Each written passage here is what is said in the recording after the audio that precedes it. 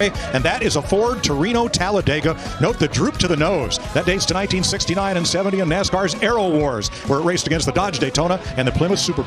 In the early weeks of 1969, Ford did something that felt like a cold-blooded betrayal to every Mopar fan in America.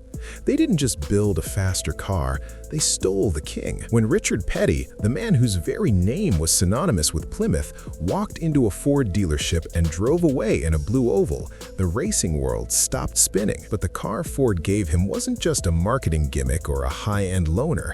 It was a rolling lab experiment designed to do one thing: cheat the wind until the competition gave up. Most people think the Aero Wars started with the massive wings of the Dodge Charger Daytona, but the real opening salvo was a car so smooth, so elongated, and so specialized that Ford actually lost money on every single one they sold to the public. This was the 1969 Ford Torino Talladega.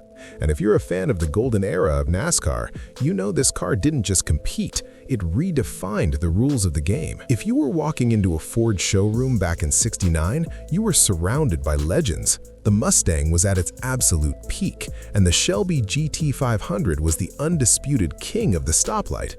But tucked away in a corner, often ignored by the average buyer who just wanted a fast daily driver, was a strange-looking Torino.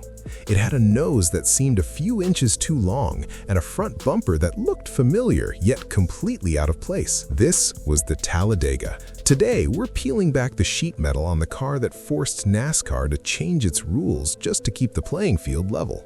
You're going to find out why this homologation special was the ultimate cheater car and how a secret design choice in the rocker panels nearly sparked a legal war between Detroit and the South. To understand why the Talladega exists, you have to understand the air. In 1968, the Ford Torino was a fastback beauty, a real sports roof stunner. But at 180 miles per hour on the high banks of Daytona, beauty didn't mean a thing. The car had a major aerodynamic flaw. It was a brick.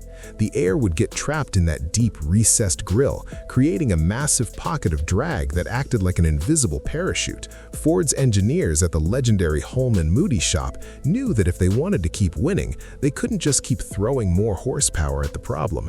They had to get slippery. But here's where it gets crazy. To fix the front end, Ford didn't just design a new part. They literally performed surgery on the car. They extended the nose by 6 inches, tapering it down into a sleek, wind-cutting point. But they didn't have the time or the budget to chrome plate a brand new custom bumper for a limited-run car.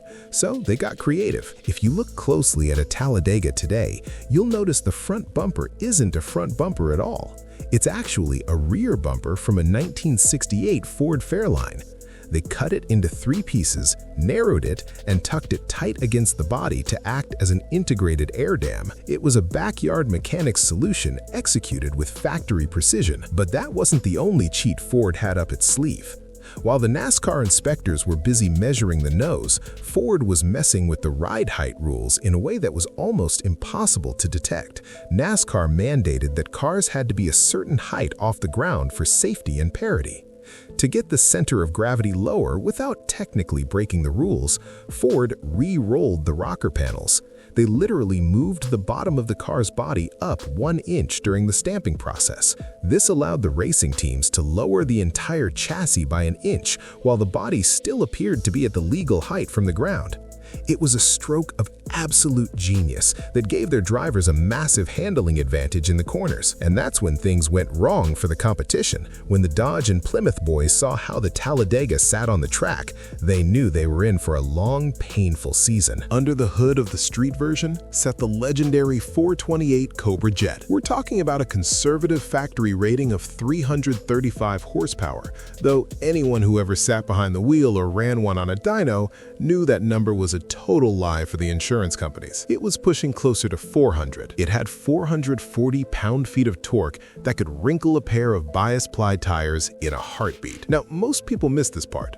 Unlike the flashy Mustangs or the GT-spec Torinos of the era, the Talladega was strictly business. There was no tachometer on the dash, no fancy wood grain interior. It came with a basic bench seat and a column shifter for the C6 Select Shift Automatic. Why an automatic? Because Ford's engineers didn't think the manual transmissions of the day could handle the constant high-speed heat cycles of a 500-mile race. It was built to be a tool, not a toy. But the Talladega wasn't just about engineering. It was a peace offering to Richard Petty. In 1968, Petty was tired of his Plymouths being outrun by Ford's superior overhead cam engines. He begged Chrysler for a car with better aerodynamics to compete on the superspeedways, and Chrysler told him no. So the king did the unthinkable. He walked away from the brand that made him famous and signed with Ford. Seeing the number 43 on a Ford Torino was like seeing a glitch in the Matrix. It was sacrilege to the Mopar faithful, but the gamble paid off. In 1969, the Talladega won 29 races. David Pearson took the championship home in one. It was so dominant that Dodge had to scramble in a panic to build the Charger Daytona just to stay in the rearview mirror.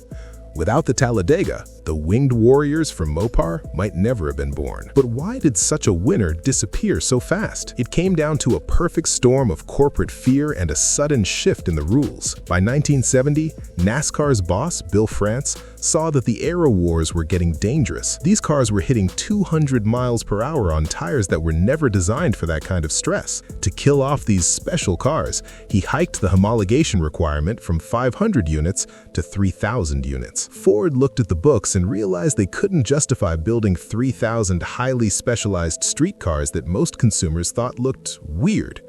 At the same time, the rising cost of insurance for muscle cars and the looming shadow of the 1973 oil crisis were starting to cool off the performance market. The Talladega was killed off after just a few months of production, leaving only 754 original cars in existence. Today, finding a real Talladega is like finding a needle in a haystack of standard Fairlines. They only came in 3 colors: Wimbledon white, royal maroon, and presidential blue. Because they were built so quickly to meet the NASCAR deadline, the fit and finish were often, let's say, rushed. But that's exactly what modern collectors love. They want to see those slightly uneven seams and the rough-hewn modifications because it proves the car was born in that frantic, high-stakes window of 1969. Values have skyrocketed over the last decade. A clean, numbers-matching Talladega can easily fetch 6 figures at auction now. It's no longer the weird Torino, it's a blue-chip investment. But here's the final twist that most people don't know. Despite all the engineering and the naming, the Talladega actually shared its name with a track that it barely got to conquer. The Talladega Superspeedway opened in 1969, the same year the car was released.